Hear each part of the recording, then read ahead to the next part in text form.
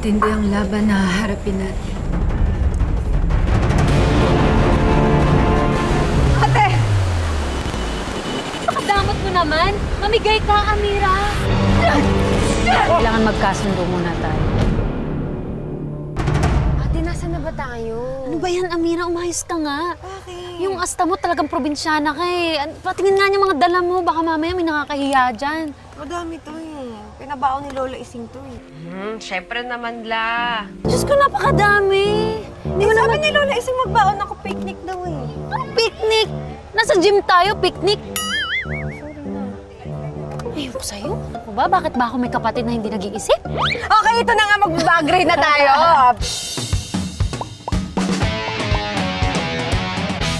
Ano yan? Ebidensya! Titignan natin ang bag ni Ate Rose. Okay, ito. Isang Power bank. Wow, ito Yan, palang pang secret. retouch. Ang kinis-kinis ni Tia. Tissue? Tissue wipes kasi you'll never know. Eye drops. Eye drops. Kasi dry yung eyes ko. Kilay kasi hindi ako sure kanina kung patay yung kilay ko. Ito lip balm Alam ko kung saan galing yan. from Japan. Lipstick. Lipstick. Mint from Japan din. Sobrang liit lang yan pero very powerful. Mahilig ka sa Japanese brands, no? Yes. Ayan naman floss. Wow, very kikay! Siyempre, merong Wallet. pera. Ang kapal! Ang tagal niya niyan. Alam mo yung kwento niyan? Kasi naniniwala ako sa, swerte pagbigay yung wallet. Ah. Kaya ayokong bumibili ako ng sarili kong wallet. Kasi nung time na bumili ako ng sarili kong wallet, laging walang laman nangyayari. Zero. Bakit ho?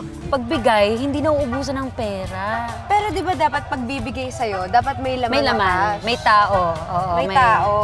So ito, madami tong laman. Mga resibo.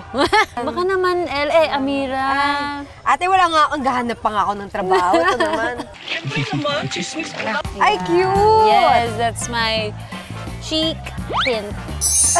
It's by Selena Gomez. Ayan, alcohol. Tanghaling tapat na, inom kayo? Susi ng kotse. Nagda-drive ka pala? Ako lagi nagda-drive. Alright, independent woman. This, ito, ano pabango. Amoy Thea. Anong describe my smell? Mabaho. Ay! Labas! Mga kapuso, manood po kayo ng Makiling Mondays to Fridays po yan. 4 p.m. po yan, directed by Direct Rado Peru. Kung gusto mo masaktan ulit, magpa-appointment ka sa assistant ko.